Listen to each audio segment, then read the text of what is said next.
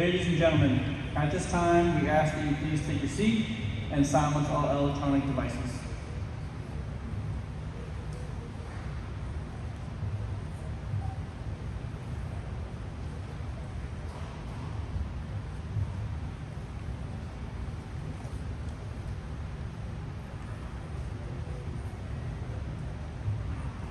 Good afternoon, ladies and gentlemen. I am Master Sergeant Christopher Lawn, your 603 representative and narrator for today's ceremony. It is my distinct privilege to welcome you to Robins Air Force Base as we celebrate one of our most cherished and time-honored ceremonies. Today, the men and women of the Human Systems Division welcome you as we pay special tribute to Master Sergeant Zachary French upon his retirement from the United States Air Force. The military retirement ceremony is one of the oldest traditions in the military service, which honors its service members and their families as they culminate a distinguished career serving this country. A formal retirement ceremony is designed to leave our retirees and their family with tangible expression of appreciation for their contributions to the Air Force and its mission, as well as our assurance that we will forever be members of our Air Force family. As part of our heritage and honor to our country and the United States Air Force, today we will play the national anthem. As a reminder, during the playing of our national anthem, military members should stand at attention, and it is encouraged that civilians place their right hand over their heart. The presiding officer for today's ceremony is Mr. Dallas Long, Engineer, Human Systems Sustainment Branch, Robins Air Force Base, Georgia. Ladies and gentlemen, please rise for the entrance of the official party and remain standing for the playing of our national anthem and invocation.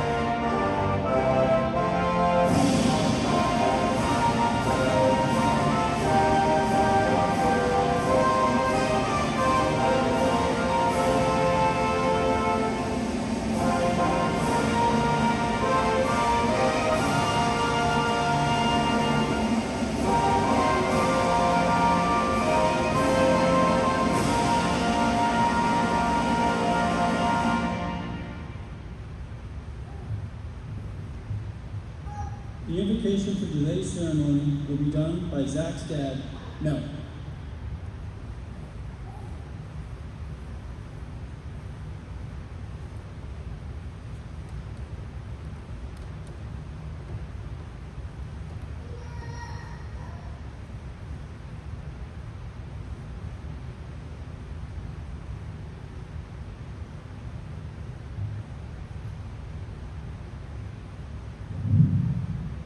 Lord, we come. We thank you, Lord, for this time. It's a season of change. It's a promotional change, Lord. I thank you, Lord, that I had the privilege to have the first 18 years with Zach. And the Air Force had the next 20. But tell you the truth, I had the best time. But he still did good. And Lord, I just thank you for his commitment to for God and country. And this is Veteran Day weekend, Lord. We honor the vets. We honor everyone that served in this country, for this country. Best of all, we honor those that honor God, our Lord Jesus Christ. And thank you for all that is going to be said and done in this ceremony. In Jesus' name, amen.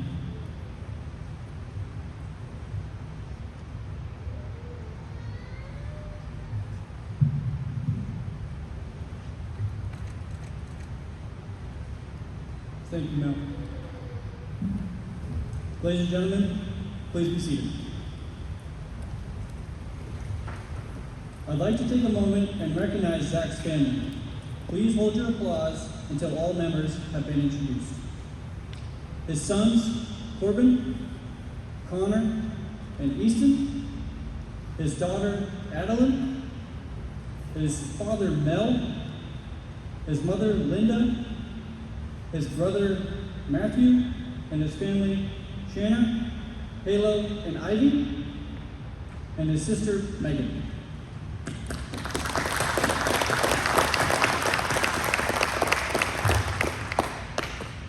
We are also pleased to also welcome other distinguished attendees.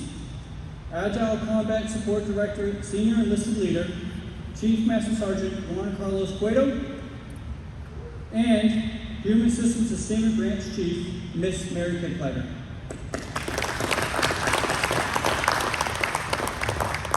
We would also like to welcome a host of other family members, friends, supervisors, mentors, co-workers, some of whom traveled a great distance to be here today as a testament of the bond that they have with Zach and his family.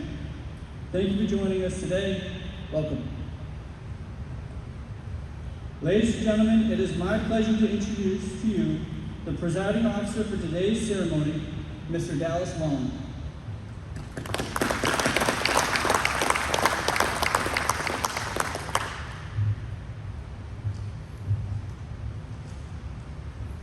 Good afternoon, everyone. Can you hear me all right? Good deal.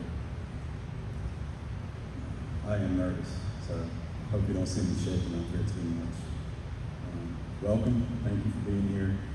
Celebrate Zach's career, his retirement today. I'd like to thank Chief Cueto and Ms. Kicklighter for being here to support and represent for Human Systems Division and Agile Combat Support. Family, who I know has meant a lot to him throughout his career, and all the friends, co-workers, folks who have traveled to be here. Your support for this event means a lot. My name is Dallas Long. I'm an ejection seat sustainment engineer here at Robins Air Force Base in the Human Systems Sustainment Branch. And my first interaction with Zach that I remember professionally was when he was at ACC. And he gave me a call about something. The Thunderbirds had submitted a 1067 to modify a lap belt. So we got that request, and we were busy at the time. We prioritized it the best we could. We kind of put it down on the list, and was working through things. Periodically, Thunderbirds would reach out, want to know where things were at. We'd let them know, hey, we got some other things going on right now, and we'll get to it as soon as we can. Zach called me up one day, says, hey, Thunderbirds are hitting us up, like to know what's going on with the lap belt request. And so I kind of gave him the same line I've been giving them. He said, well, just to let you know, they're going to keep pushing, and Thunderbirds normally get what they want. And I'd had a little bit of background, folks in our office working Thunderbird stuff, and they seemed a little special. Got treated a little special.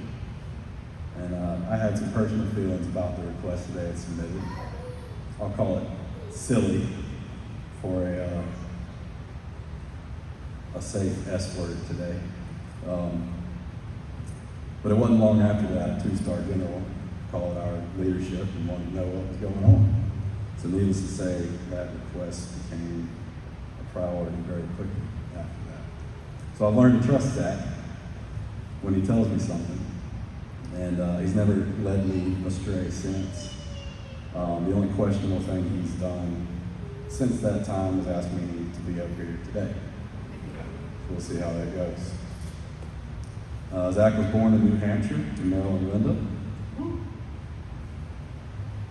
Is it 603? 603. They tell me it's the area code. I think it's just the population in New Hampshire. But it's quality over quantity up there. We've got 2 New Hampshire guys, and they are superstars. Zach joined the Air Force in 2004, living in Tampa at the time, doing some schooling, working at Target. Yep. Had a buddy that tricked him into joining and then bounced on him. But he stuck with it and was glad he did. Went in as an egress tech after tech school. Hill Air Force Base, his first assignment from 2004 to 2009, working F-16 egress, and did a great job there. Made staff sergeant first try, and his sons Corbin and Connor were born while he was there also. After that, he applied for and was selected by the Thunderbirds to come be their egress guy. So went to Nellis from 2009 to 2012, traveled all over the world, doing shows and taking care of their egress needs. As I understand it, he was the sole egress guy there for a majority of the time, and had a lot on his shoulders, but always got the job done. He's also trained as a assistant crew chief, had his own aircraft, and was on the show line, and made tech sergeant first try there. And Easton was born while he was at Nellis. Now you go back to a minute ago when I told you about the Thunderbirds submitting a 1067 request. I didn't know at the time that Zach was a part of the Thunderbird Mafia in his previous career. Only found that out later. Next assignment was in Kunsan, Korea, 2012-2013, working the F-16 egress there again. He got his associates in aircraft maintenance technology. And then was back to Hill Air Force Base for round 2, 2013 to 2018. While he was there, he made Master Sergeant. He was an egress section chief. F-35 were coming online, and he was a part of standing up egress maintenance for F-35 World. He got his bachelor's in organizational management, and Miss Adam was born also. He then applied for and was selected as a MAGCOM functional manager at ACC. Went to Langley from 2018 to 2021. Got his master's in industrial and organizational psychology while he was there. A career learner. Among his many duties there at ACC, I want to share a story of something that was going on at the time. In 2020 summer, there was a mishap at Shaw Air Force Base. A lot of you probably heard about it. Folks in our office and folks at ACC at the time, certainly. Maybe even the family remembers all that was going on at that time. Unfortunate circumstances that led to a failed ejection attempt that cost the young man his life. And as you can imagine, it shook up the Air Force pretty good, especially the egress world.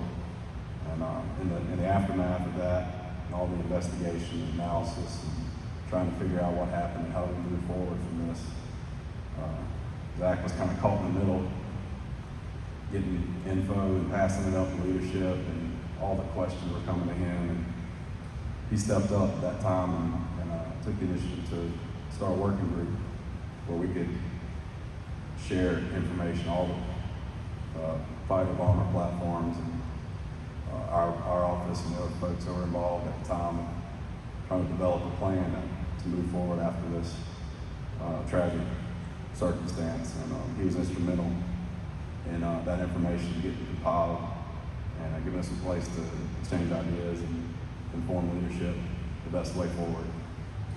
It was a really defining moment for the egress world. It's kind of like COVID, kind of reset time for everybody.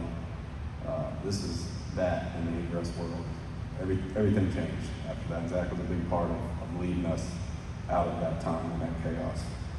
And rightly so, he was awarded a medal for his actions there at ACC. He then applied for and was selected as the egress systems manager, which is a fancy word for egress subject matter expert, egress SME, what we like to call him, here at MSgt Systems at Robins Air Force Base since 2021. While here, he's been our liaison to the maintenance world, to the MAGCOMs, our technical expert for sustainment and acquisition programs. He's been a part of critical TO development, sustainment planning, and there's a lot of stuff he's done behind the scenes that nobody will know about, but he has put a lot of time and effort into ensuring that our new injection seats, this one here being an example of one that's soon to be fielded, are going to be safe, they're going to be easy to maintain, and maintainers will have the information and tools that they need to get the job done and provide the safety and performance in an injection seat that our air crew deserves while they're out doing their mission. He also earned his his project management professional certification during that time, continuing his education all the while. When I found out Zach was coming to be our egress SME, I was excited. Having worked with him while he was at ACC, I knew he was sharp, and I look forward to getting to work together. While he was here, he answered all of my many questions, so many questions. Turn around and ask him throughout the day, week to week, and he would do anything he could to answer. If he didn't know the answer, he'd go find the answer. And it got to the point where I'd have to tell him, I don't need you to go look for this if you don't know, but let me ask you something, because he would do anything to find the answer. Well respected by his peers in the egress community. I talk to people all over the world, egress shops and MAGCOMs, and nobody that knows Zach doesn't respect him. Highly respected, sought out for by his peers for advice and guidance. No job too big or too small. It didn't matter if it was in his job description, if it was egress related, if he saw a need, he would jump on it. Zach is the most organized and professional person I've ever worked with. He puts me to shame. My desk is a disaster. My inbox is a disaster. And this guy is just everything all the time. He's on point. And if he was a part of it, he had a hand in it, planning it, making it happen. It went well, and it was well supported. He's the epitome of Air Force core values, in my opinion. Integrity, service before self, and excellence. I didn't need to read through his EPRs to know what he was like as he was coming up through the ranks, but I got the privilege to look through those, and he's always gone above and beyond. And it's allowed him to have a successful and a unique career in egress. Thunderbirds, functional, and here's our SME. And we're so thankful he was willing to do that. I've had the privilege of working closely with 3 egress SMEs, and I've learned so much. I attribute most of my success to the fact that we have folks who know their world and can answer questions and lead and guide us in plans to these folks. They make it easy to come to work every day, knowing that they represent folks all over the world who are doing the hard stuff, away from their families, when it's hot, when it's cold, in the middle of the night, to keep the mission going and keep air crew safe. Unfortunately, though, I believe that my endless questions and my passionate rants have forced all 3 to retire. And Jordan, wherever you are, I apologize in advance for all of that. But Zach, it's been an honor to work with you, to get to know you, and to call you a friend. And I've got no doubt wherever you end up, you're going to be successful and excel. And I look forward to seeing what God has in store for you and your family. And just thank you again for allowing me the honor to be up here with you today.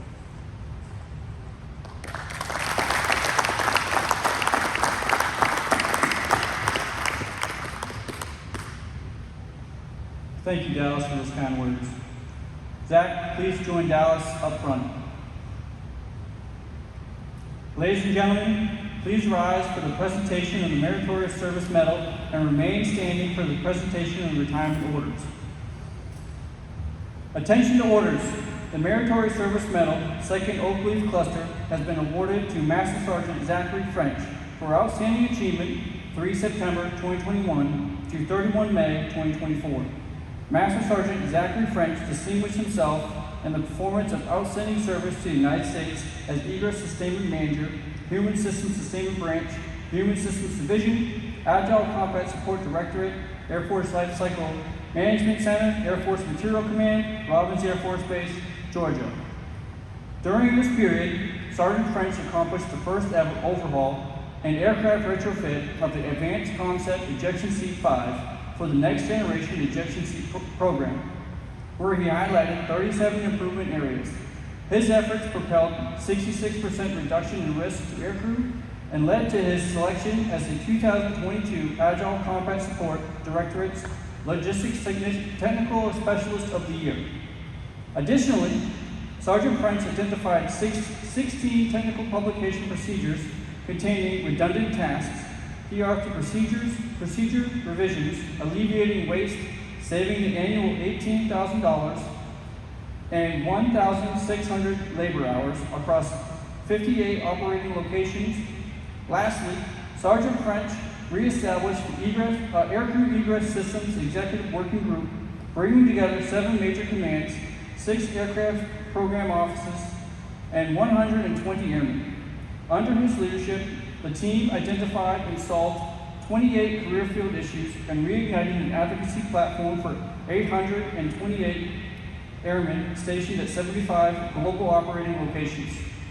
The singularly distinctive accomplishments of Sergeant French culminate a distinguished career in the service of his country and reflect great credit upon himself and the United States Air Force.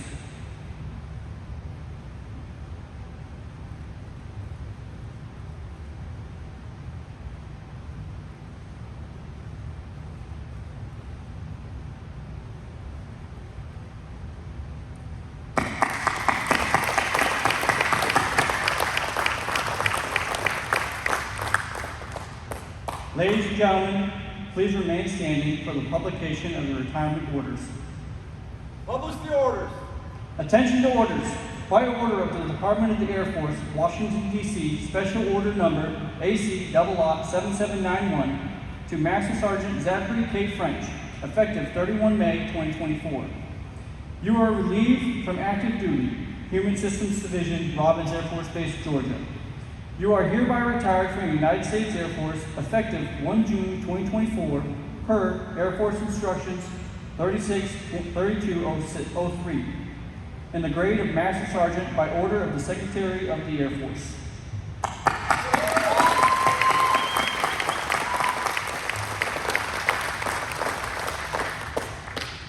Ladies and gentlemen, please be seated.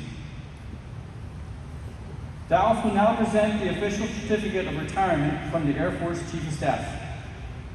The certificate reads, "This is to certify that Master Sergeant Zachary K. French, having served faithfully and honorably, was retired from the United States Air Force on the first day of June 2024, signed General Charles Q. Brown, Jr."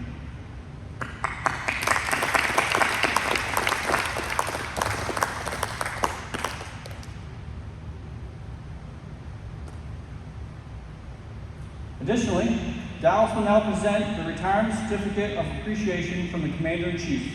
It reads, "Master Sergeant Zachary K. French, I extend to you my personal gratitude and the sincere appreciation of a grateful nation to you for your patriotic service to our country.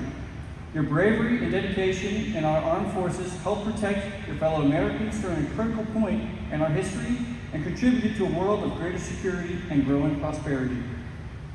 Your devotion to duty honor, and country, in keeping with the long traditions of the finest military in the world, embody the American ideal of selfless service, our nation owes you an incredible debt. Your commitment and the example you set will inspire future generations to serve with pride and to keep our country secure.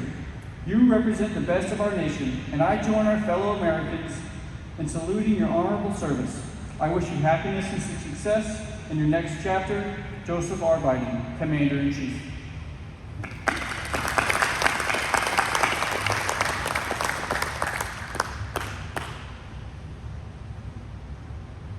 Master Sergeant French also received a certificate of appreciation from the Chief Master Sergeant of the Air Force. This certificate will be available for viewing after the ceremony. We will now present the retirement pin. The retirement pin symbolizes the end of one chapter in Zach's life and beginning of another. Joining us on stage for the retirement pin presentation is Zach's mom, Linda.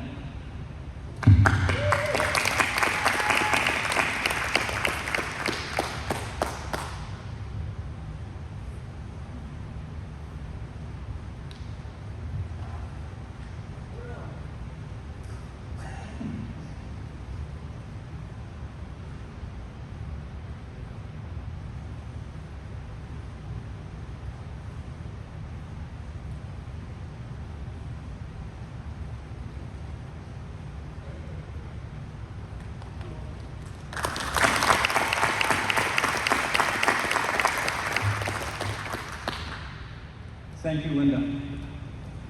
At this time, we have several people who would like to make presentations. Up first is Human Systems Sustainment Branch Chief, Ms. Mary Kickleiter.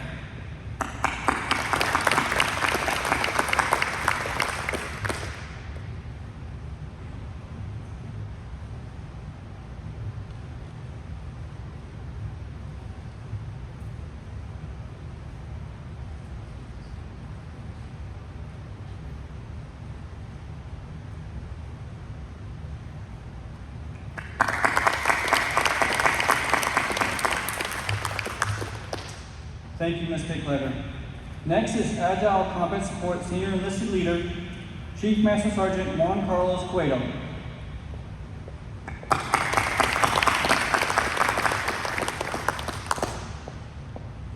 Thanks, Bruce. Good afternoon, everyone.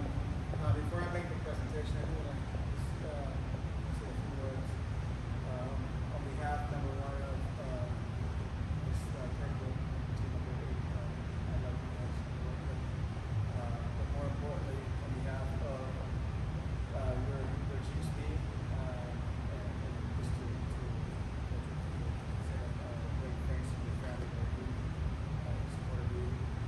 Like I was telling your mom, thank you for allowing Zach to come in and sharing with us. As a former air crew flight equipment troop, I spent a lot of time in the English shop working with our English folks, so I find what we do is close to my heart. The business that we're in is extremely important.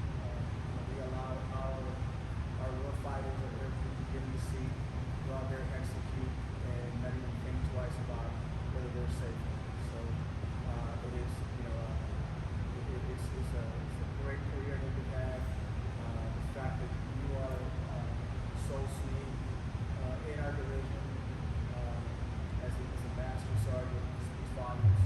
Most of our functionals, most of our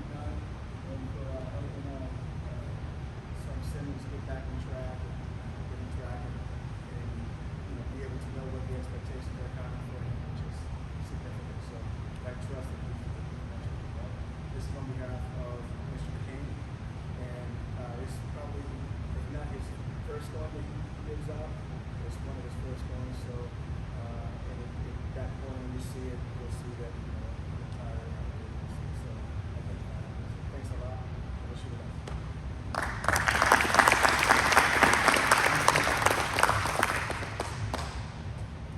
Thank you, Chief Cueto.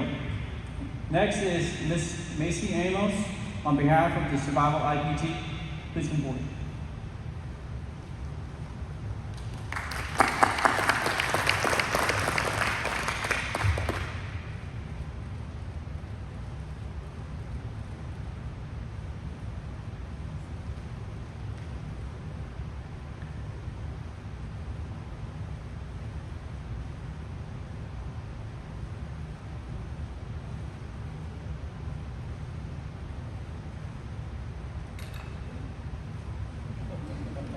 Trying to break it my way.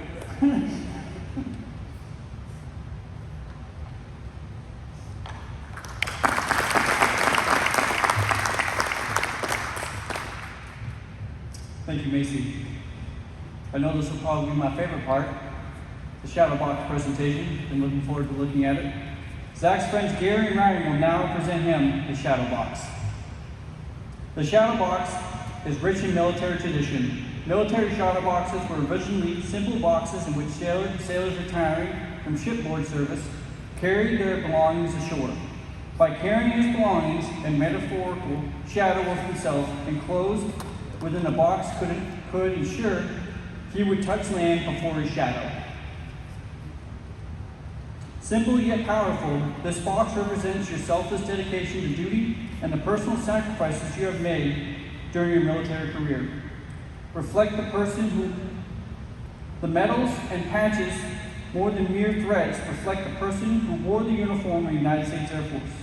Each award and device is a reaffirmation of your outstanding service, and the shadow box itself also contains the flag you have served so well.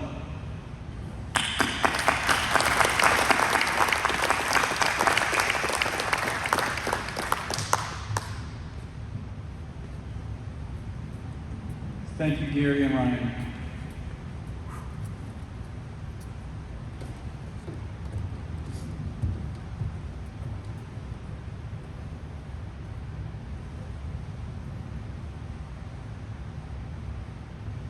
Ladies and gentlemen, it is my distinct privilege to present to you my brother from the 603, Master Sergeant Zachary K. French, United States Air Force, retired.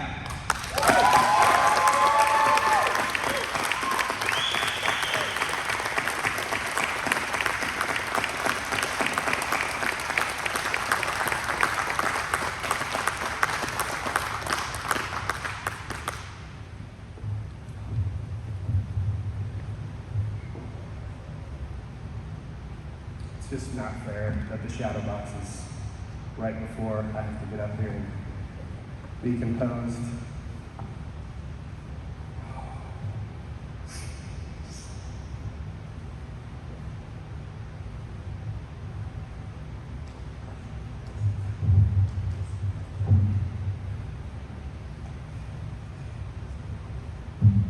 Okay, I'm good. All right, I've got two options here. I've got a fully written out speech verbatim that I could read off of, and I've got note cards. We're going to start with the note cards, see how it goes. But if I just start reading halfway through, please bear with me. I'm going to try to avoid picking up these reading glasses, but I'm probably going to have to at some point because it's just that time in my life. So I'm kind of cheating. If you heard, my retirement's not until May of 2024. It's always a little awkward that we're here in November. But number one, Veterans Day weekend, couldn't pass it up.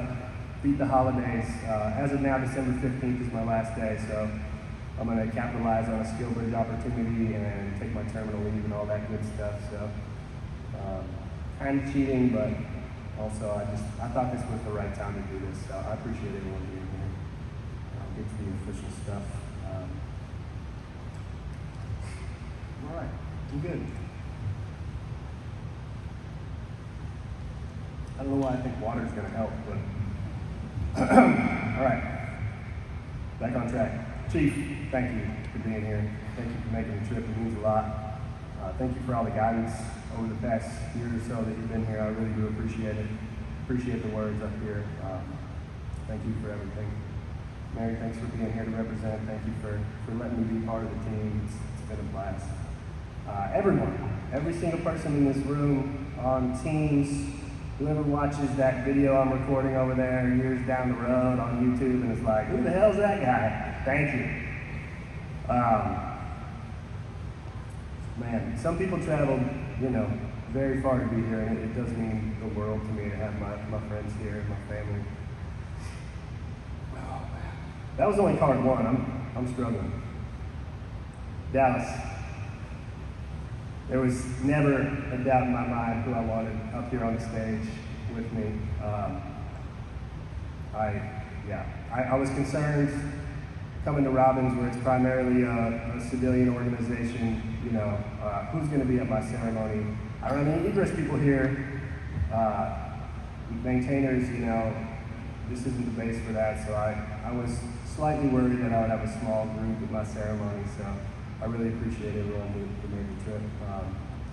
And I had no idea when I first got here who would head up my ceremony, and as I started working with Dallas and got to know him, there was no doubt in my mind. I'm like, I don't know if it's legal, but we're going to do it. And we hadn't been told otherwise, so here we are. Chris, Amanda, I hate talking to you guys while you're behind me, but thank you for being up here with me, for your guidance and friendship over the years. Chris did, not only is he the MC, he did the script, he did the programs, he got the music all ready to go. He's dealt with my, I'll call it retiree Zilla attitude, because I've been a little bit of a diva with some of this stuff, so it means a lot to me that he put in the effort. And there's only 3 military in this office, and 2 of us are from New Hampshire, so it was kind of a no-brainer of who I wanted up here with me. Amanda's been an amazing supervisor. She almost had to cut people to get all those certificates that were just presented, so the fact that we had them here on time is a miracle and is owed strictly to her, so thank you for everything. Jordan, thanks for taking the job, man. That's a huge weight off my shoulders that I have a replacement here who's gonna do this office proud, who's gonna do good work. I know I'm leaving the organization in better hands. He's gonna be great for you guys, so I'm really glad that he's here early so we can share knowledge and get some good turnover before I depart. Macy, thank you for everything, not only for me in this ceremony, but for every event that we've had since you've been here, you've been a part of. So thank you so much for all your help with this. Thank you for getting Jamie out here. Jamie, thank you for taking pictures. This is a huge moment in my life, so the fact that you're capturing it for me means a lot. All right, so I've thought about my retirement speech since I was like an airman. I know it's weird, but after my first enlistment, I knew I was staying in for the long haul. I've been to plenty of retirement ceremonies and saw people give all kinds of speeches, and I'm like, what do I want to say?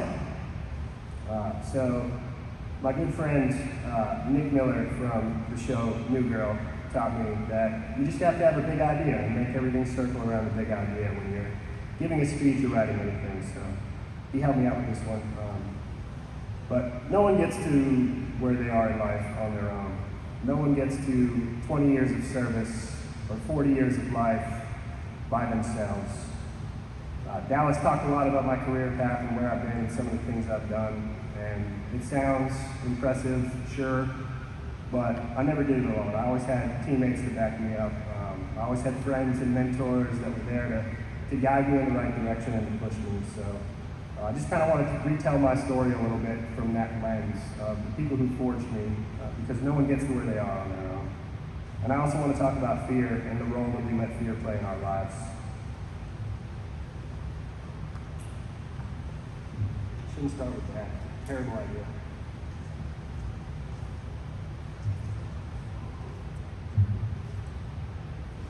My tissue's ready.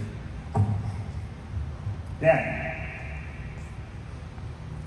My father taught me about service and hard work at a very young age. He was always the one at church or in the community doing the thankless tasks that no one else wanted to do. just because they needed to be done, not for the glory or the accolades. And he was often overlooked, but his kids always noticed. And I think it's echoed in our work ethic and the way that we are now today. Comes from what my father instilled in us at a very young age. So thank you, Dad. And thank you for the invitation. My mom taught me how to be present. We've talked a lot about, mindfulness, about enjoying the moment, about looking around, smelling the roses, all that stuff that sounds like nonsense, but it really is life-changing to look around and see all the beauty in the world and your friends and your family, and just pause for a moment and appreciate what you have. So she taught me to pause and to breathe and to enjoy things, and that things will always work out. I don't always listen, I'm not very present, but I try, and that's what matters. My sister, Megan, taught me to be weird, and that there's not a damn thing wrong with being separate from the crowd. She taught me about good music when we weren't always allowed good music in the house, or any music that wasn't religious. She taught me to be flexible when things don't go as planned. And when I graduated high school and my mom called me and said, "Do you want to move to Florida? I can tell something's not right with you." And I said, "Yeah, well, who's going to come with me?" And Megan was my co-pilot, and we hopped in a 95 Volkswagen Jetta with all of our belongings and headed down to Florida. We got in a fight in Georgia, and she ran off, and we didn't have cell phones at that time, so that was a little hairy, but I found her, and we're still here today, so thank you, Megan. Oh man. My brother, Matthew. Matt, as a little brother, has taught me far more than he probably should have. I probably should have been the one teaching him, but I was a late bloomer. He was far advanced in all things, social relationships, life. But Matt went through some hardships in life, and the way that he bounced back from that was incredible. And I saw that, and I knew that if he could do that, anyone can do that. It doesn't matter what happens in your life. You can bounce back. You can recreate yourself. You can start over and be stronger than you were before. He taught me to pay attention to the details and to be more meticulous. But most importantly, he taught me not to take things too seriously. If you have a 5-minute conversation with him today, he'll probably throw in some obscure movie quote from a 90s comedy you've never seen that's just rattling around in his brain. So, thank you, bro. Oh man. So my friend Matt Foster, he was my best friend in high school. I went down there after I graduated, and we started talking about what we wanted to do with our lives. I was working at Target, he was building pools or something, and we had all these dreams about being firefighters and police officers, and do you want to join the Air Force? And I'm like, I don't know, man. And he's like, we're going to go to Japan, and we're going to get so many women. I was like, oh, okay, maybe. So the more we talked about it, the more I was afraid. Like, I was terrified to join the military. I didn't think it was for me, or I was for it. I didn't think I was ready. I didn't think I was good enough to be in the Air Force at that time. But the good thing about the Air Force is once you sign up, you can't back out. So I enlisted because I can't go anywhere. It's legal. You're binded. Like, your bridge is burnt. You have to do it even if you are afraid. So I did, and like Dallas said, I never looked back after that. So my first assignment, Hill Air Force Base, I had a lot of good trainers. I had a lot of bad trainers. I had a lot of coworkers and mentors. And I realized pretty quickly that there's always going to be people who are going to tell you what to do, but the people who pull you aside and show you how to do it, and you do it right, and they do it well, that's the people that stood out in my mind. So one person I want to mention is Daryl Clark. We came in together, tech school together, first base together, and man, we were just competitors from the start, and we sharpened each other, and we check in with each other once a year to see how we're doing in our careers, so I really appreciate his inputs.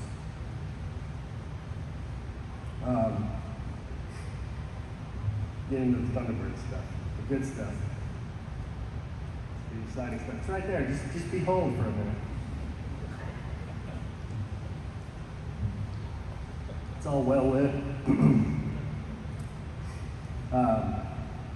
So I made staff sergeant first time, going through that whole imposter syndrome thing, you know. Again, am I good enough? Do I know what I'm doing? Am I ready for this? And while I'm trying to learn how to be a supervisor and a shift lead, Jim Allshouse was my section chief, and he came up to me and he's like, "Do you ever think about joining the Thunderbirds?" And I'm like, "Those nerds in the jumpsuits?" And he's like, "Yeah, those guys." He's like, "I was one of them, and I really enjoyed it." And Jim was a very quiet man. But when he talked about the Thunderbirds, like, he came to life. He got animated. He was jumping on tables and chairs and getting all excited. And I'm like, oh, there's got to be something to this. But again, I was afraid. I didn't think I was good enough. I didn't think I was ready. But again, I signed up because I just wanted to put myself in that position where I couldn't back out. So I traveled, I learned, I grew, and I came out stronger. And Jim, if you're listening, if you weren't so persistent, I wouldn't be where I am today, so thank you so much. So after Utah, I went to Korea. I was a tech sergeant at this point who had never supervised more than one person because of my time on the Thunderbirds, where we're just turning jets. We're not supervising, we're not doing programs, we're not doing nonsense, we're fixing airplanes and doing air shows. So my section chief there, Jeremy Allen, kind of took me under his wing and taught me how to lead again and how to be part of the Air Force again as a tech sergeant. And I really appreciate everything he's done for me over the years. He's a counselor now, so we talk quite often. I try to get some free stuff out of him, but it usually doesn't work out. So, Samuel Michael Steele is the man that I met in Korea.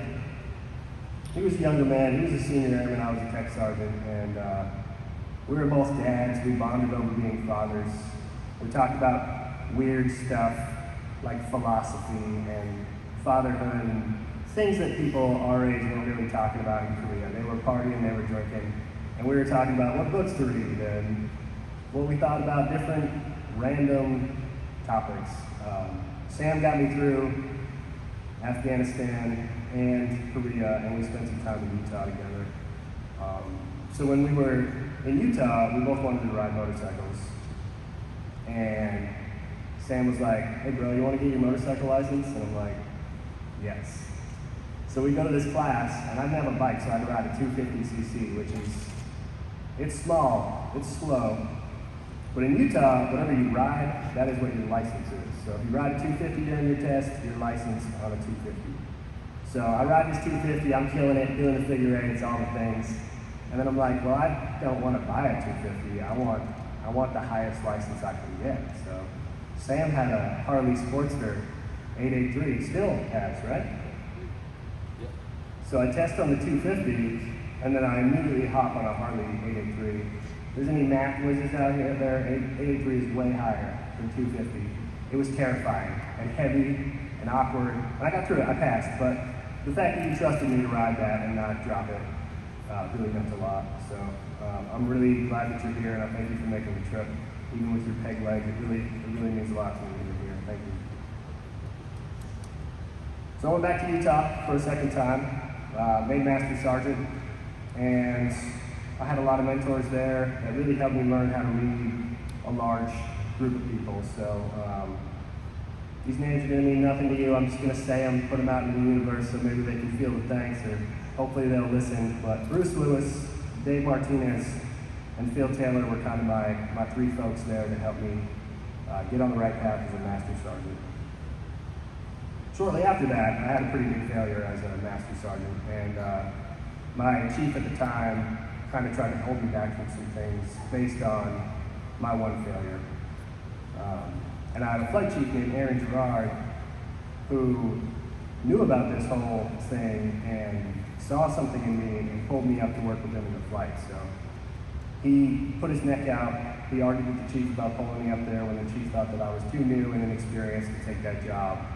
And he pulled me up there and I did it, and we had a great time. I learned a lot. So I really appreciate that he put his neck out for me and got me to recover from that little slip up in my career.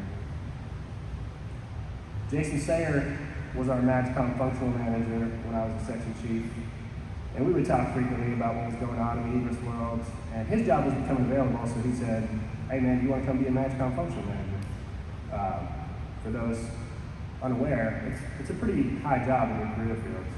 As a master sergeant, that's about as high as you can get. And it was a jump from, I skipped like 2 levels of career to jump to that job. Again, I was terrified. I didn't think I was ready. And I took the job.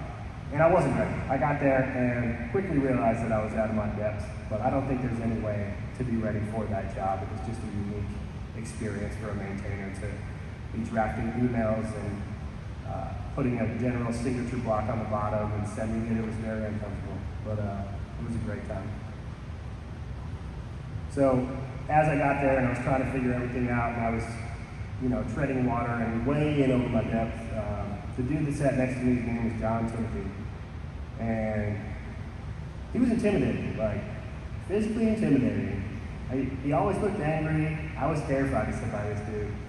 And one day he's like, hey man, just write down one thing per day. I'm like, what do you mean? He's like, take a piece of paper, put little check boxes, and have one big thing that you want to accomplish every day. Everything else was bonus. And that meant a lot to me. But the best thing about Tim was, you see people and you walk by them in the hallway and you say, how are you? And they say, I'm good, I'm great. Even if they're ready to go jump off a bridge, they usually say they're great. It's just human nature to respond that way. And he always picked up on that. Like, he would stop me and look me in the eye and be like, are you sure? And we'd go outside and we'd talk, and he would always call me on my prep. So I really appreciate that. He couldn't be here today. He's taking care of some family up in New York, but he did call me today, so I appreciate that.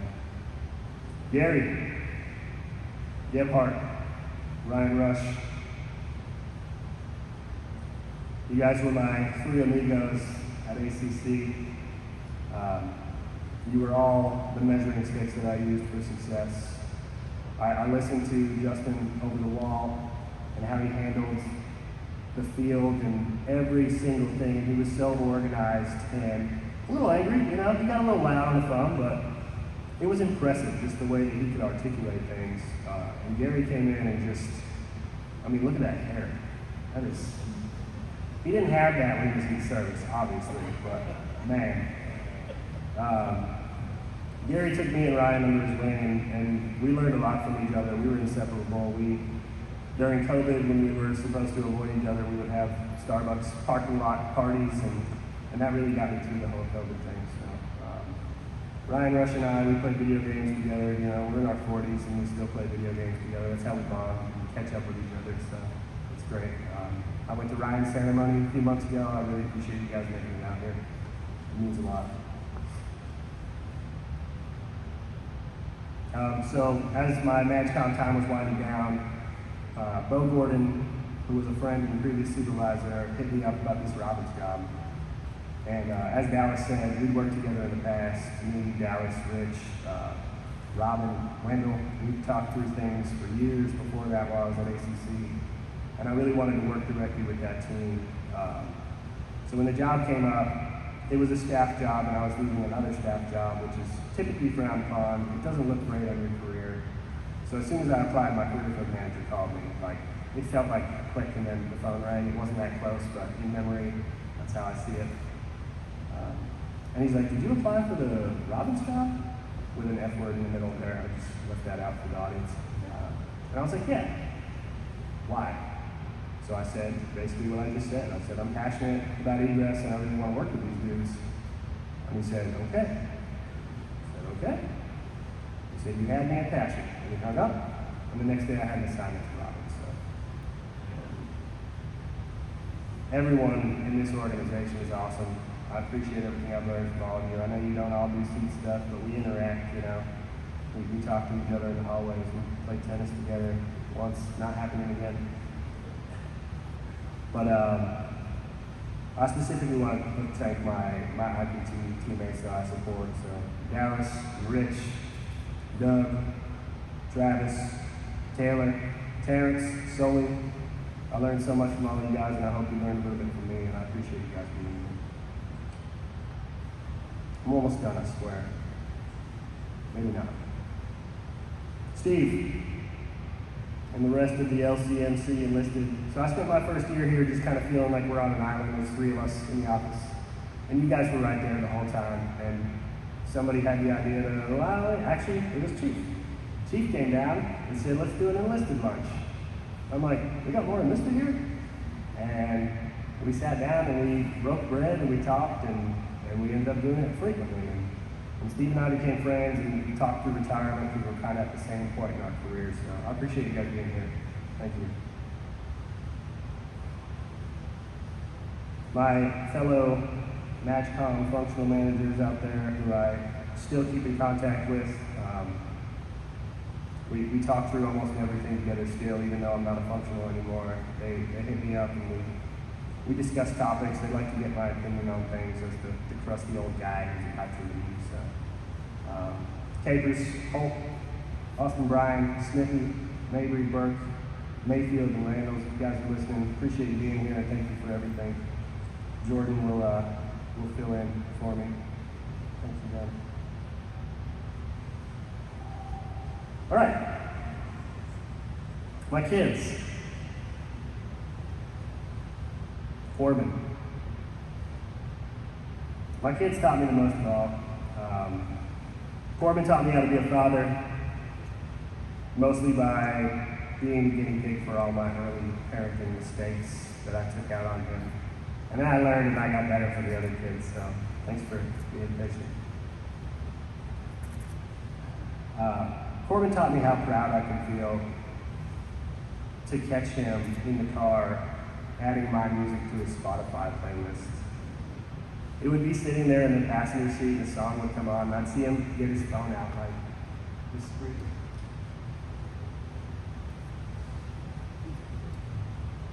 Just like that. Adding songs that I listen to. The fact that I can share music with my kid is huge, because music is a big part of my life. He also likes the books that I read. My favorite book, Catcher in the Rye, he's read not once, but twice, and he borrows all these random classics from me, and I'm so proud of you, buddy.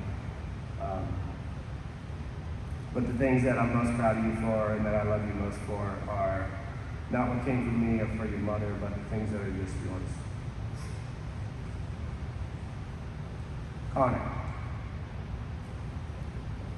Connor taught me patience. He taught me how to connect with somebody beyond the spoken word. He laughs when I yell, and he tells me not to say bad words.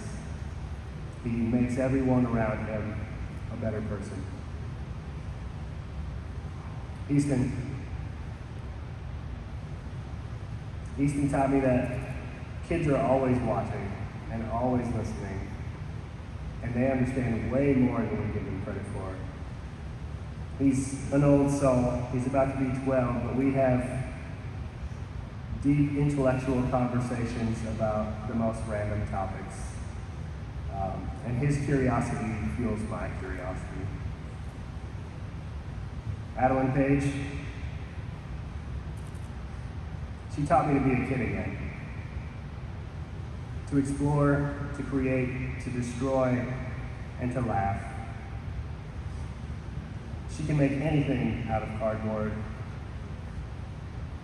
and she can hold her own against her brothers.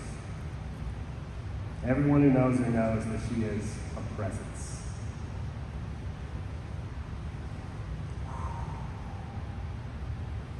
So, we have this silly military regulation that if I was in charge, I would immediately get rid of. And that is that we have to wear hats every time we go outside. So everywhere I go with my kids, they grab one of my hats. They'll take it, they'll put it on their head, they'll walk around with it, they'll wear it backwards, they'll wear it frontwards, and they never want to give it back. And I always have to take it, and I got to go to the office, and go across the country, and go across the world, and put my hat on and see you later. So I got them all their own hats that I won't have to take away. I wore these too, so they're nice and seasoned. And I'll never have to take them off, and I'll never have to take them away, and I'll never have to leave again if I don't want to. And I'll never have to wear a hat outside unless I choose to. Thank you.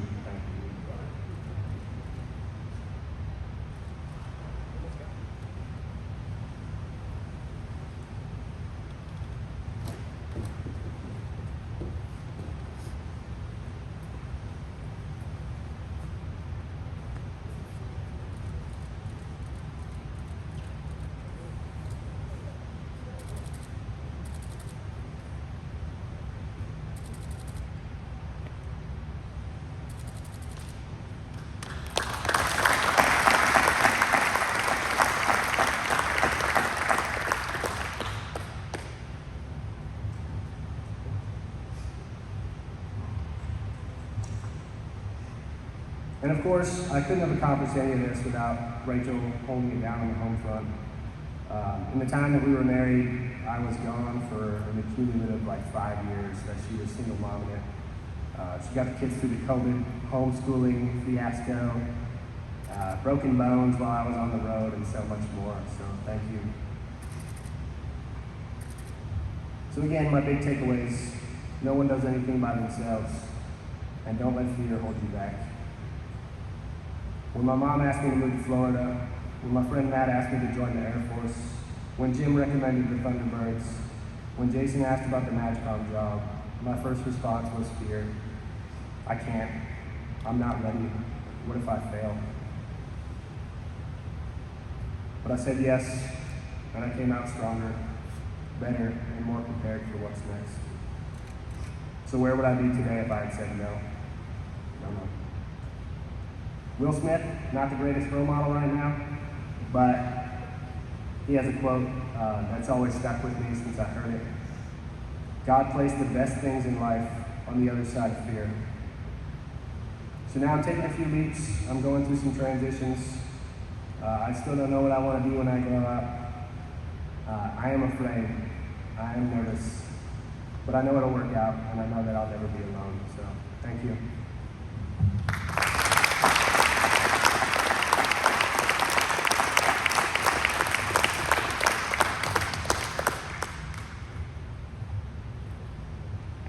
Thank you, Sergeant French. Ladies and gentlemen, this concludes today's ceremony. On behalf of Zach and his family, thank you for attending.